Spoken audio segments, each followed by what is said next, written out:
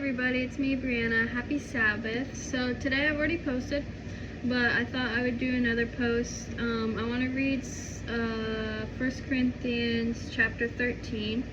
It kind of reminds me of me and Sam's marriage, just like how love should be. So I thought we could read that together, and then I'll give you my thoughts on it after I read it. So I'll read it out of this Bible that my sister Sarah gave me for my birthday this year. It's a New English version. And so 1 Corinthians chapter 13, okay? So, love is indispensable, and yet I will show you the most excellent way. If I speak in the tongues of men or of angels, but do not have love, I am only a resounding gong or a clanging cymbal. If I have the gift of prophecy and can fathom all mysteries and all knowledge, and if I have a faith that can move mountains, but do not have love, I am nothing. If I give all I possess to the poor and give over my body to hardship, that I may boast, but do not have love, I gain nothing. Love is patient, love is kind. It does not envy, it does not boast, it is not proud. It does not dishonor others, it is not self-seeking, it is not easily angered, it keeps no record of wrongs. Love does not delight in evil, but rejoices with the truth. It always protects, always trusts, always hopes, always perseveres. Love never fails. But where there are prophecies, they will cease. Where there are tongues, they will be stilled. Where there is knowledge, it will pass away. For we know in part, and we prophesy in part. But when completeness comes, what is in part disappears. When I was a child, I talked like a child, I thought like a child, I reasoned like a child. When I became a man, I put the ways of childhood behind me. For now we see only reflection as in a mirror. Then we shall see face to face. Now I know in part, then I shall know fully, even as I am fully known. And now these three remain, faith, hope, and love. But the greatest of these is love. So, this is one of my favorite chapters in the Bible, my favorite book in the Bible. I think it just shows or tells you how great love can be if it's true, genuine love. And me and Sam's love is genuine. Like, the way we met, and just like we both had prayed for each other without even realizing, the exact person we were praying for, But we were praying I was praying for my future husband, he was praying for his future wife. And, we met in a Super One Foods parking lot, and I was selling pies with my family. And he comes over and he bought 2 pies, and then that's how we met. So, we met, or we started talking January 1st of this year. We got married February 25th. So, we did not have a long dating period, but it was enough to know that God sent us each other, And this chapter in the Bible is just so beautiful on how it explains what love is. How us wives are supposed to honor our husbands, and you husbands are supposed to love your wife the way Jesus loved the church. And so I think women, don't go out of your way to point out all the wrongs that your husband does. Like, you guys have to work together.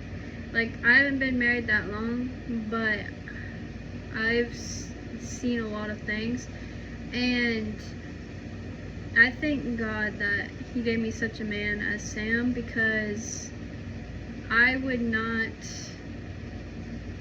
be where I am now without Sam and God.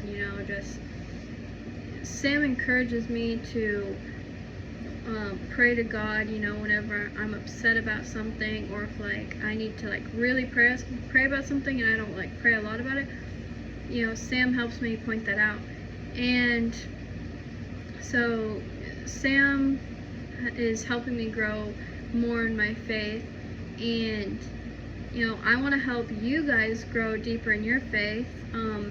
Any like questions you guys have about the Bible, or any questions about my videos, or if there's any like part in the Bible you guys want me to like read on my channel, just let me know in the comments. If you want to, please like and subscribe to my channel, because every day, or I'll be trying to every day, is post little bits of encouragement, parts of the Bible, things that's happening in my during the day, you know, just little updates, you know. And I want to encourage you guys, if you're newly married like I am, I will try to give you the best advice that I can, or answer any questions that you guys have. And for people that are dating, looking for their husbands, then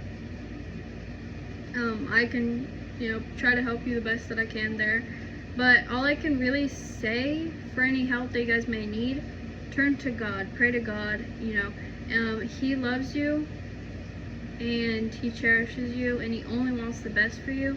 So if you feel that nudge, like something isn't right, or like God's pushing you away from a certain person, don't try to make it work. Like I've been in 2 past relationships before Sam, and my mindset was, I have to fix this person to my needs, right?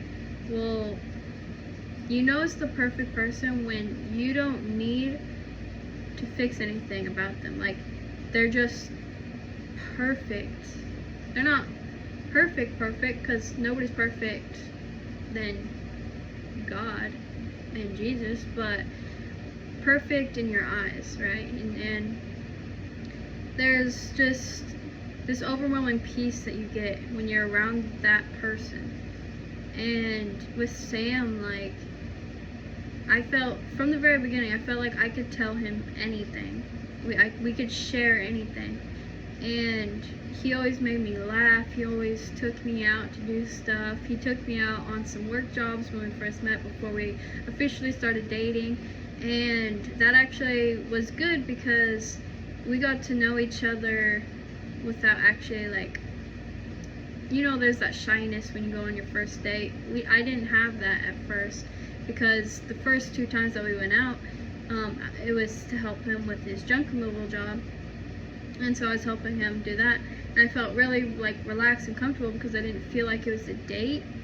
And then when it came to the first date, it was like, I already know this person really, really well, and we had the same beliefs, you know, and all that. Like, you have to be equally yoked to that person, and you have to know that he's from God. You have to pray, and trust in God with all your heart. Because if you have doubts, the doubts are from the devil, okay? And the devil wants you to doubt God's plan for you. Well, God has the perfect plan, and He's had the perfect plan from the very beginning. From the very beginning that the earth was created, you were on God's mind. So, the whole message is love with all your heart.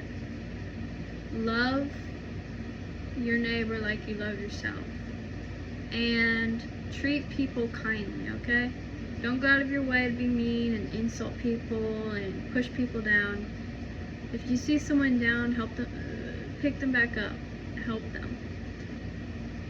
God loves you. I love you. God bless. Have a great day, and I'll see you tomorrow.